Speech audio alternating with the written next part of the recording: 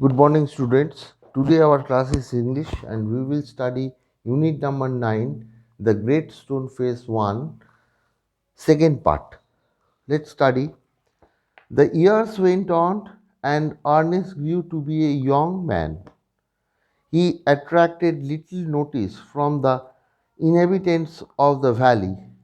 He saw nothing remarkable in his way of life except that when the labor of the day was over, he still loved to gaze upon the great stone face. Their idea was that this was a folly but pardonable, because Ernest was industrious, kind, and neighborly.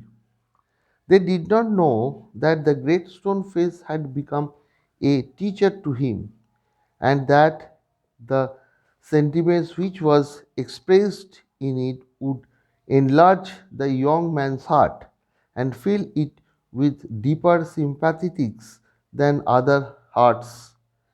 They did not know that from this word come to a better wisdom than could be learned from books.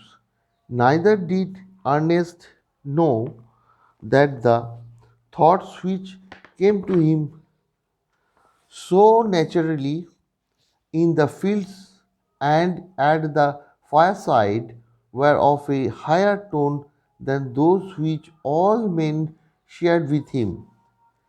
A simple soul, simple as when his mother first told him the old story, he believed the marvelous face looking down the valley and still wondered why its human likeness was so long in coming. By this time, poor Mr. Gathergold was dead and buried.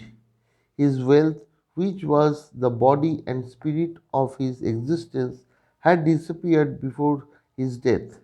Since the melting away of his gold, it had been generally agreed that there was no great likeness, after all, between the ruined merchant and the majestic face upon the mountain.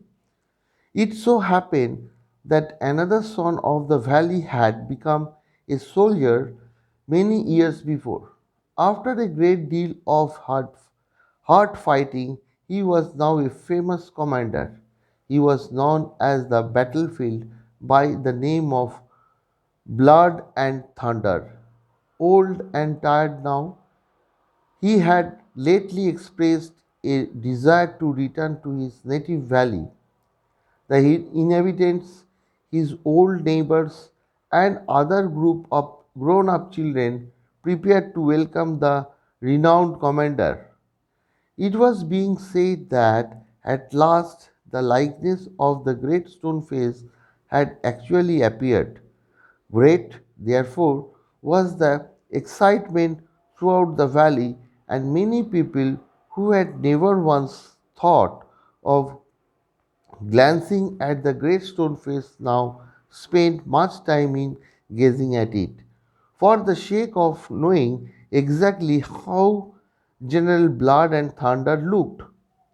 On the day of the general's arrival, Ernest and all other people of the valley left their work and proceeded to the spot where a great banquet had been prepared.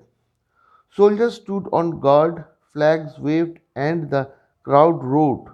Ernest was standing too far back to see Blood and Thunder's face. However, he could hear several voices. "It's the same face exactly," cried one man, dancing of joy. "Wonderfully like it, that's effect," replied another. "And why not?" cried a third. "He is the greatest man of this or any other age beyond a doubt." Ernest at last could see the general's face, and in the same glance to the side he could also see the great stone face. If there was such a likeness as the crowd proclaimed, Ernest could not recognize it. "Fear not, Ernest," said the heart, as if the great stone face was whispering to him, "Fear not, Ernest, he will come." Here the story is over.